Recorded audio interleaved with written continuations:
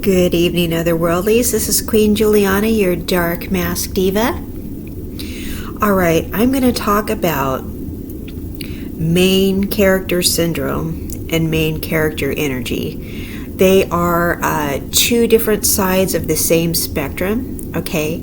And main character syndrome is a lot like narcissism, but it's not narcissism. And you guys know I talk about narcissism a lot on this channel, but this is something a little bit different, even though people get it mistaken, okay, for the same thing.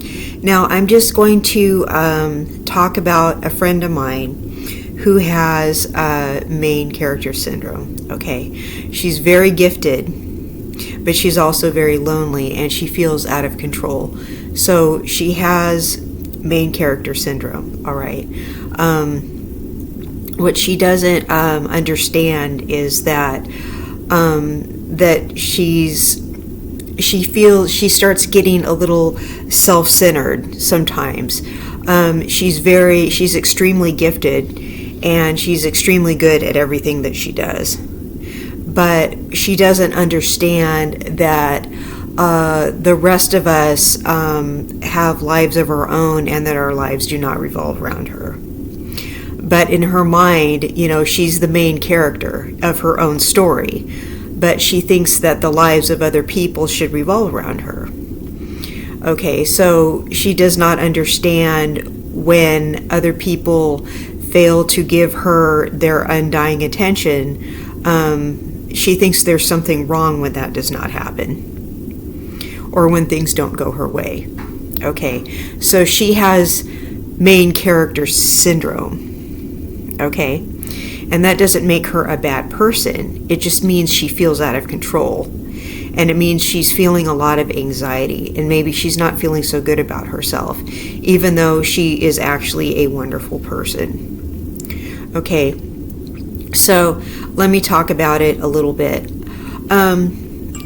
It's when you feel main character syndrome. It's when you feel like you're a character in a story, but you're the main character in the story, and you become very self-involved. All right, and you feel like your friends, your family, your significant other are all kind of like best supporting actors, or they are side characters in the story, but everything basically revolves around you. And when this fails to happen, you become a little undone about it, and it seems unfair when people aren't paying enough attention to you, and they're not things are not how can I say this, when things are not revolving around you, because you're used to a certain amount of attention. Maybe you've had some kind of tragedy in your life. Maybe you've had a hard life. Maybe things just feel out of control, and they just, your life has been very unfair. So to make it fair, it seems like everyone should be paying attention to you. It seems like everybody should be catering to you. And, maybe you have kind of like a diva mentality. I know I call myself a diva because I have a lot of main character energy. And that's different than having main character syndrome. You can have main character energy and main character syndrome. Okay, so these people are always divas. All right, because I have a lot of main character energy. So what I try to do is not have main character syndrome. All right, because that you pretty much emotionally suck the life out of everybody when you have that. Now, this particular friend becomes frustrated with me because I'm not cooperating with her. She's not the main character in my life. You can't stop and ignore your significant other, your kids, your boss, and everybody else for one of your friends. You just can't do it because you have deadlines. You have your significant other that you need to be there for, and you have other things that are important. You need to go to the doctor, and you just have other priorities where you can't just drop it all for a friend who finds themselves to be the center of the universe. right? But that particular friend doesn't see it that way. So they have this main character syndrome, and this particular person doesn't understand that all of these other people have other priorities that are above her, right? She's very lonely. She needs a best friend that doesn't have any other priorities, and doesn't mind being a side character. Somebody she needs a best friend who's very codependent is what she needs. Okay, so she needs somebody that doesn't have anything going on in their life, who, if she calls them up on the phone, will spend hours on the phone with her and has nothing to do. And if she goes, do you want to go to the store, we'll get in the car and go to the store with her. And somebody who lives close by and will do whatever, because the rest of us we're far away. The rest of us are married or married with kids or in a long-term committed relationship, or we have demanding careers, or we just have a lot going on, or we have some kind of health complication that keeps us at the doctor a lot.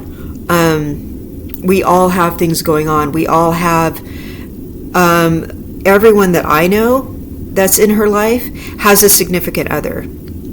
And when you have a significant other, you want to pay all kinds of attention to that significant other. Okay, when you're in a relationship, what you do is you pay almost all of your attention to that other person, besides doing your own self-care. So she wants more attention paid to her than we pay to our spouse. And that's simply simply unrealistic. Okay, and most of these people also in her life also have children. Okay, and all of her kids are grown. All right, so let's also not forget that we also have family members besides our kids and our spouse that we want to pay attention to, right? So we also have them as priorities. But in her mind, she needs to be the top priority in everybody's life. She wants everyone to just drop everything. A lot of people who tend to want you to pay a lot of attention to them will try to get you on the phone. I'll say this. A lot of people who are emotionally manipulative and want all your attention are not texters, they're phone callers. And I don't mean these people intentionally are trying to manipulate you, but a lot of people in my life who've been manipulative are phone talkers. So just know that sometimes when people try to get you on the phone, your goal is to get them off of the phone, okay? Because they will try to keep you on there as long as humanly possible. But these people with the main character syndrome, what it is they're feeling incredibly lonely. So their coping mechanism is to have the main character syndrome. All right. Now let's talk about the main character energy. Main character energy is a good thing. Okay. They could have the main character energy at the same time where they have the main character syndrome. Okay. So I've got main character energy. Okay. I dress really eccentrically. I'm very noticeable. People call me iconic. Okay. So you're thinking, ooh, you sound like a narcissist, ooh, whatever. Okay.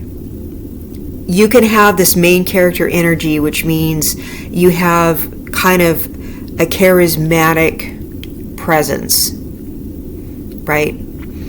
Where people are naturally drawn to you. Okay. So that is a main character energy. People are drawn to you because of your uniqueness. And people tell me all the time they like my vibe. So I must be doing something right. I like people for who they are. I don't like people with the intention of changing them into something else, because I think God made everybody the way they are for a reason. Because I think everything you need is already inside you. I think God made you perfect the way you are, and you just need to find yourself. So I don't think you need to be necessarily different than what you are. I think you just need to be yourself. So when I meet people, I like them for themselves. I don't think they need to be something else. And I don't disapprove of people for what they are. So I think that's why people like me for me, because I don't disapprove of people unless you're really a horrible human being. But you have to be horrible. But for the most part, I accept people. Because nobody is perfect, and there's something good about everybody, and I'm just accepting of other people. So I think we all just need to figure out who we are. Just peel off the layers of what everyone else is trying to make you be, and just find out who you really are and be the best version of that. Be the best version of yourself. Okay? But my energy is main character energy, because I'm really, I know who I am, and I own it, and I'm really stoked about that. So, but I'm also, kind of an eccentric character. And I'm also very colorful. So that gives off a lot of main character vibes. But here's the thing. I don't expect people to drop what they're doing and make their life revolve around me. I'm very self-contained. I don't need a lot of attention from other people. To be honest, I get a lot of attention from other people, whether I'm asking for it or not. People look at me, people approach me and talk to me. I'm not necessarily looking for the attention. People say nice things to me all the time. It's so awesome.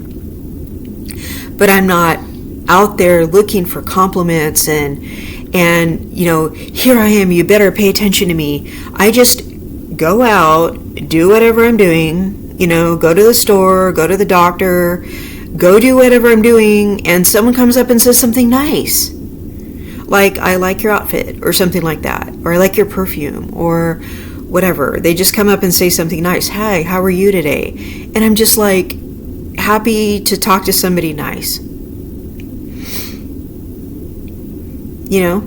And that's all it really takes. And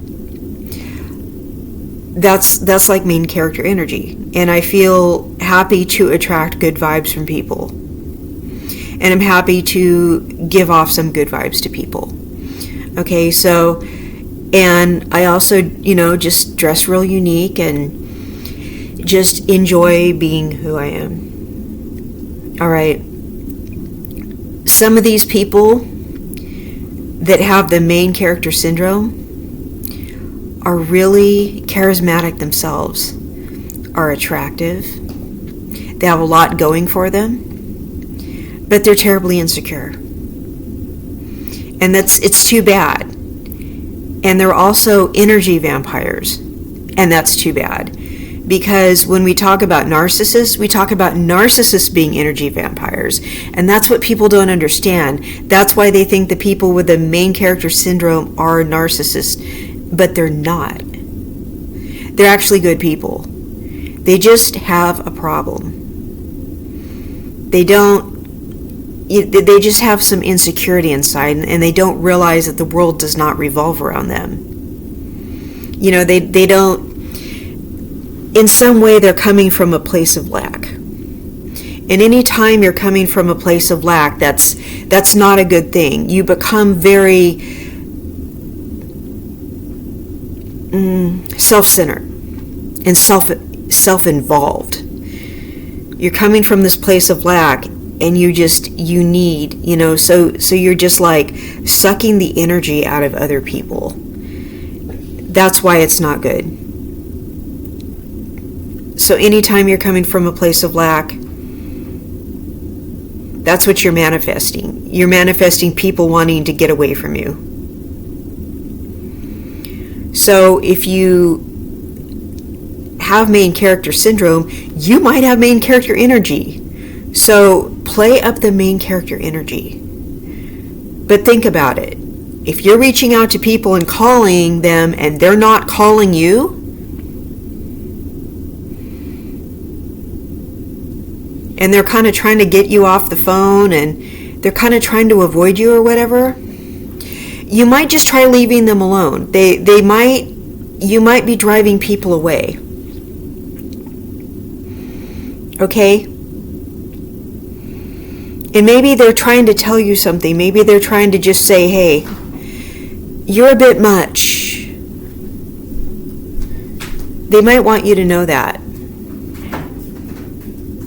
And sometimes when we're hurt,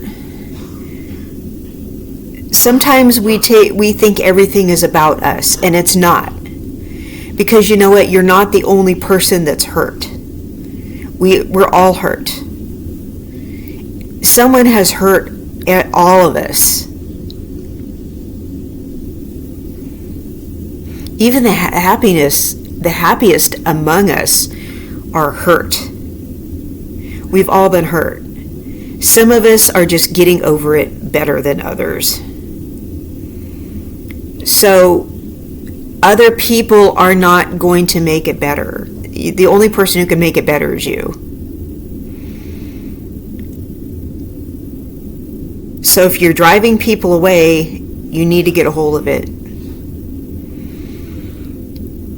And that main character energy is good, but that main character syndrome is not. The world does not revolve around you. All right. Well, this has been Queen Juliana, your Dark Mask Diva. And I want everybody to have a beautiful day. And if you have any questions about narcissism, or if I have not explained this very well, because this is my first video on this topic, go ahead and ask questions. And I will see you all in the next content. Bye-bye.